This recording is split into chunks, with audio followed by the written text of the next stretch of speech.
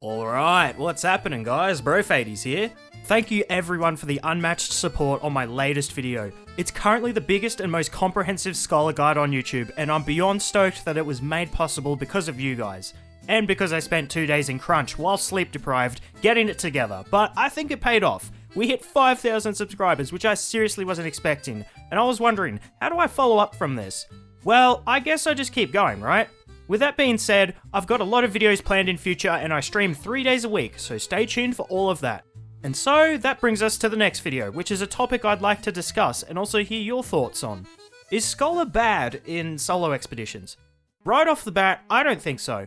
It's just that some aspects of his character skill that loses its strength due to not having teammates to aid you and for you to not help them. With his analyze skill, if you have teammates within the reticule on your screen and if the boss is mid-attack animation, yes, you will analyze them faster. Because there are, of course, no teammates in solo and it's much trickier to analyze the boss while they're always aggroed on you, then your character skill gauge might be trickier to fill up in solo. That's not to say it's useless or anything, it's just that you have to use it a bit differently and sometimes you can't use it to its full potential. I've been trying to record solo runs with him start to finish, particularly in the new DLC, but honestly, I've been getting my ass kicked. I'm really not the best Souls player, and I feel there's other channels out there that would encapsulate this sort of gameplay and content, like Yuvni, so I'd encourage you to go check him out if you want to see stuff like that. That being said, if you guys are still interested in watching me do live commentary expeditions and getting my ass handed to me, let me know in the comments. I would absolutely be a good sport about it and meme the fuck out of the video. I love slapping sound effects and shit on my videos, man, let me tell ya.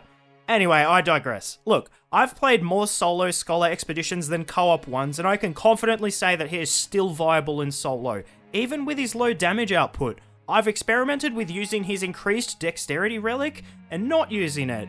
And all that changes is that if you don't use his stat altering relic, then you do become a bit more reliant on his status effects and consumables. Which is fine, I guess. That's his department, baby. I've mentioned his weakness, so why is he actually pretty good in solo still? Well, for one, his ultimate. This thing is the single best camp clearer in the entire game. I mentioned this in my Scholar guide, but yes, in some POIs, you can activate it and it will kill everybody. This saves you a lot of time and gives you a lot of runes. The time saved, you can now spend looting consumables or actually getting things done quicker. Not only is his ult great in solo still, but he excels in one-on-ones with his duelist playstyle and his analysis parry. I don't know if it's a parry per se, I prefer to call it his deflection shield, but like, that name ain't Soulsborne-y enough. The reason I find his analysis parry more useful in solo sometimes is because it's much trickier to anticipate using it in co-op because you won't always have aggro.